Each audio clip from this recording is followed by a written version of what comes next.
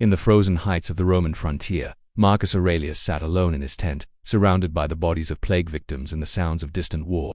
The emperor of Rome, master of the known world, put ink to parchment not to chronicle his victories, but to remind himself of a single truth, that fear is inevitable, but surrender to it is a choice. 2,000 years later, his words remain, not carved in marble monuments to his glory, but written in the private journals of a man who understood that confidence is not the absence of terror, it is action taken in its presence. This is the Stoic path. And in 10 minutes you will understand why it remains the most dangerous weapon against self-doubt ever conceived. The Stoics were not philosophers of comfort. They emerged in Athens around 300 BCE, in an age of collapsing certainties. Alexander the Great had died, his empire fragmenting into warring kingdoms. The old gods seemed distant. Citizens faced plague, invasion, and political chaos with no guarantee of tomorrow. Into this darkness stepped Zeno of Citium, teaching from a painted colonnade, the Stoic, from which Stoicism takes its name. His message was revolutionary in its simplicity. We cannot control the world, but we can master our response to it. This was not resignation. It was the opposite, a declaration of radical autonomy. While others prayed to fickle gods or sought comfort in denial, the Stoics trained themselves to face reality without flinching. They asked, what remains in our power when everything else is stripped away? The answer, our judgments, our choices, our will. Epictetus, born a slave in Nero's Rome, understood this better than anyone. Crippled by his master, he could not control his body or his circumstances, but he could control his mind. Some things are up to us, he wrote, and some things are not up to us. This simple distinction became the foundation of unshakable confidence, not confidence in outcomes, but confidence in one's ability to respond with virtue regardless of outcome. The Stoics identified something modern psychology would not articulate for 2 millennia: anticipatory anxiety, the suffering we create by imagining catastrophe. Seneca observed that we suffer more in imagination than in reality. The mind, left unchecked, manufactures horrors that never materialize, paralyzing us before we begin. Their solution was systematic and ruthless.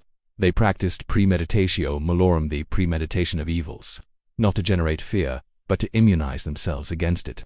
Marcus Aurelius would begin his day by imagining everything that could go wrong: betrayal, loss, death. By confronting these possibilities in the safety of thought, he stripped them of their power to surprise or control him. This was not pessimism, it was preparation.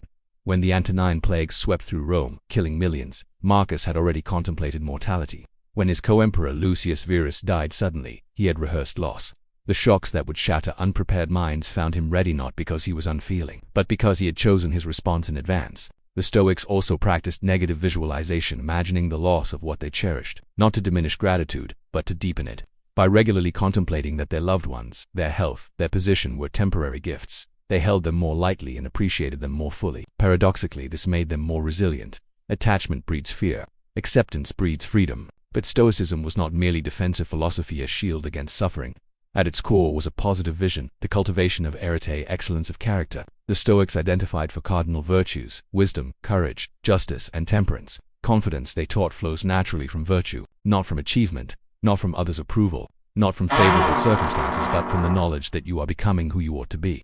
This is confidence that cannot be taken from you, because it rests on something within your control, your choices.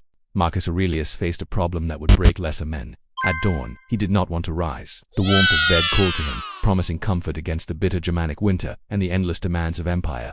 He wrote his solution directly in his journal. At dawn, when you have trouble getting out of bed, tell yourself, I have to go to work as a human being. This was the Stoic principle of discipline in its purest form.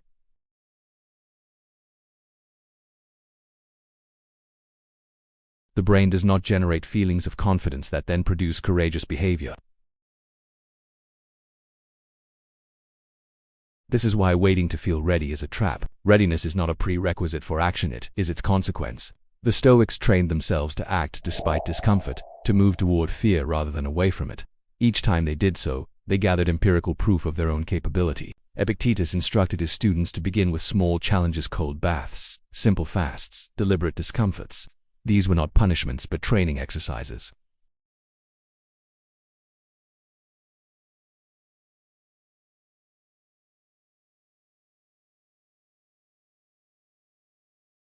The Stoics did not merely endure suffering, they reframed it entirely.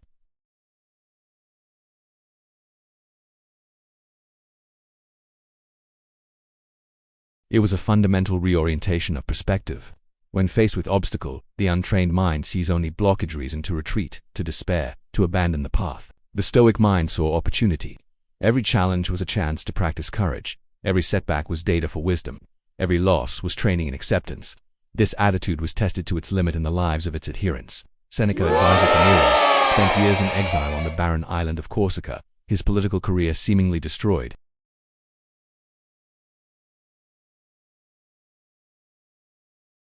When Nero eventually ordered his death, Seneca met it with equanimity.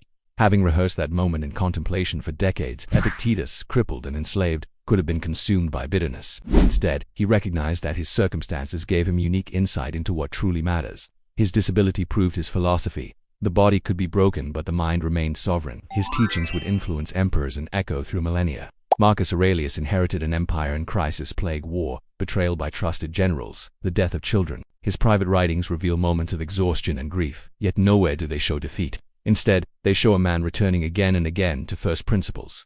You have power over your mind, not outside events. Realize this, and you will find strength. The Stoics of ancient Rome are gone, but their insights remain, validated by 2 millennia of human experience and increasingly by modern psychological science. Cognitive behavioral therapy, one of the most effective treatments for anxiety and depression, directly descended from Stoic practices. The core technique identifying and challenging distorted thoughts is precisely what Epictetus taught when he instructed students to examine their judgments rather than accepting them as truth.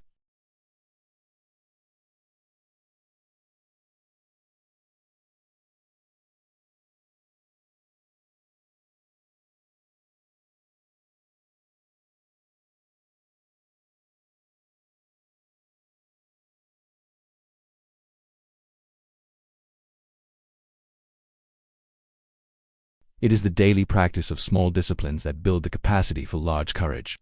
It is the systematic confrontation with discomfort that inoculates you against fear.